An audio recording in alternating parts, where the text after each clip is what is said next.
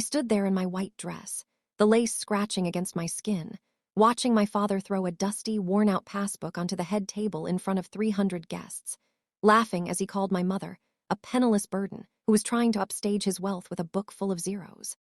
It was supposed to be the happiest day of my life, but my father decided it was the perfect stage to finally humiliate the woman who had spent 20 years quietly enduring his infidelity and financial abuse.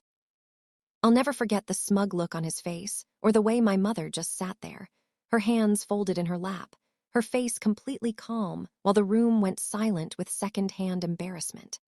Was I wrong for letting him continue his little show until the very moment the bank representative stepped forward and read the actual balance out loud? Or did he get exactly what he deserved for trying to ruin my wedding? I really want you to think about that as I tell you how we got to this point, because what happened next didn't just change my wedding.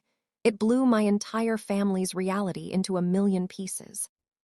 To understand why my father thought he could get away with this, you have to understand the dynamic of my parents' marriage.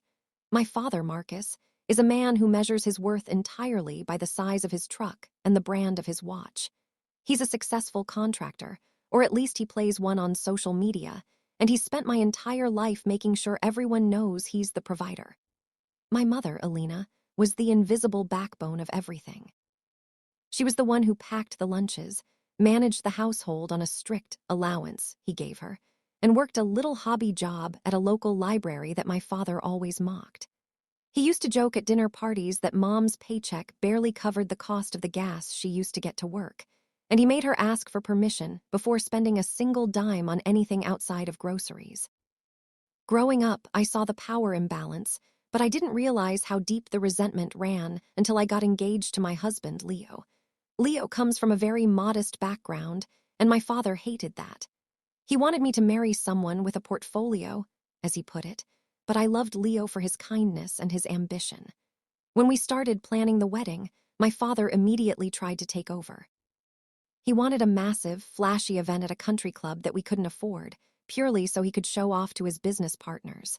When I told him we wanted something smaller and more personal, he scoffed and told me that if he wasn't paying for a top-tier event, he wasn't paying for anything at all.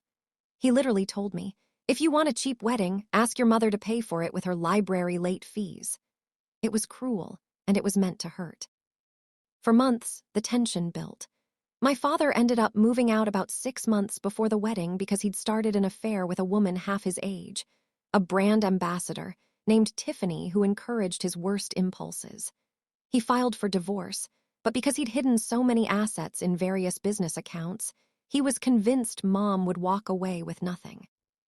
He spent every weekend taking Tiffany on shopping sprees and posting photos of them at expensive restaurants, while Mom stayed in the small house they still technically shared, quietly packing her things. Throughout all this, Mom remained eerily silent. She didn't cry in front of me, she didn't trash-talk him, and she didn't complain about the fact that Dad had frozen the joint accounts. One afternoon, while we were looking at flower arrangements I knew I couldn't afford, Mom reached into her purse and pulled out this old blue passbook. It looked like something from the 80s, frayed at the edges and stained with coffee. She told me, "Don't worry about the costs, honey. I've been saving for a long time. Use this to have the day you actually want." I didn't even look at the numbers then. I just hugged her and assumed she'd saved up a few $1,000s over the years from her small paycheck. I had no idea that book was a ticking time bomb. As the wedding day approached, my father's behavior became erratic. He was furious that I was still close with Mom, and he was even more furious that the wedding was turning out to be a high-end affair despite his refusal to contribute. He assumed Leo's family was footing the bill and spent weeks making snide comments about how they must be digging into their retirement, just to keep up with his daughter's tastes. On the day of the wedding, he showed up with Tiffany on his arm, both of them dressed like they were heading to a red carpet event rather than a family wedding. During the reception, the atmosphere was beautiful until the speeches started. My father pushed his way to the microphone, clearly having had a few too many drinks. He started off with a fake sentimental speech about me, but it quickly devolved into a rant about true success and how he was the only one in the room who knew the value of $1. Then he turned his sights on my mother. He pulled that blue passbook out of his jacket pocket. I have no idea how he'd found it. He must have gone through her purse in the bridal suite, and he held it up for everyone to see.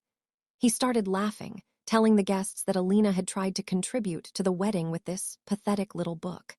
He said, "I saw the balance in here earlier, and let me tell you, it wouldn't even cover the appetizers.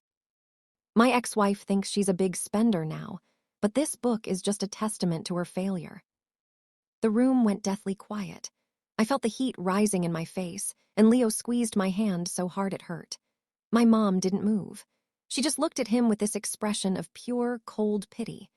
Dad opened the book and started mock-reading the entries, laughing about small deposits of $50 or $100 from years ago. He was having the time of his life, basking in what he thought was her ultimate public shamming. He didn't realize that the passbook he held was only the record of the initial asterisk deposits into a trust account she had established decades ago. So that's the situation I was in, sitting at my own wedding while my father tried to destroy my mother's dignity in front of everyone we knew. I had a choice to make. I could scream at him to sit down, or I could let the truth come out on its own terms. Before I tell you what happened when the bank's representative, who was actually a guest at the wedding, finally stood up, I want you to pause and comment below.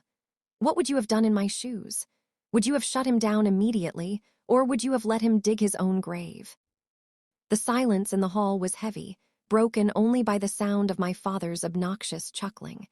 He was just about to toss the book into a water pitcher when a man named Mr. Henderson stood up from table 4. Mr. Henderson was a senior vice president at a major private wealth management firm and an old family friend of my mother's side. He walked up to the stage with a very calm, very professional gait. My father looked confused, thinking Mr. Henderson was coming up to join in on the joke. Instead, Mr. Henderson took the microphone from my father's hand. He looked at the passbook, then looked my father dead in the eye and said, "Marcus, you've always been better at spending money than understanding how it grows." He then turned to the room and explained that the passbook wasn't a standard savings account.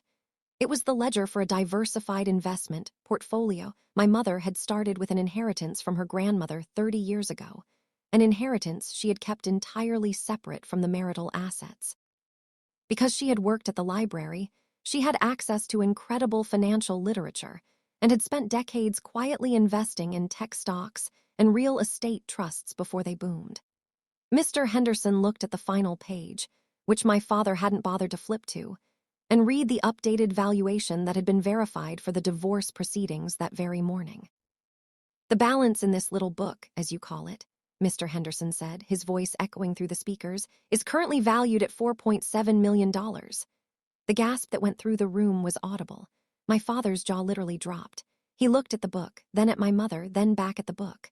Tiffany, his girlfriend, looked like she'd just seen a ghost, or rather, like she'd just realized she'd hitched her wagon to the wrong horse. My mother finally stood up. She didn't look angry. She looked relieved. She walked up to the stage, took her passbook back from my father's limp hand, and said into the microphone, "I didn't want to bring this up today, Marcus. I wanted today to be about our daughter. But since you insisted on making it about my finances, I think it's time everyone knows that I didn't just pay for this wedding. I also bought the house you're currently living in through a holding company 3 months ago. And your lease, it's up tomorrow." The rest of the night was a blur of my father trying to backtrack and apologize, while Tiffany hovered around my mother like a lost puppy, trying to get into her good graces. My father was escorted out by security after he tried to start a fight with Mr. Henderson, screaming that the money should be community property, even though his own lawyers had already argued in the divorce filings that separate inheritances remain separate. He had played himself.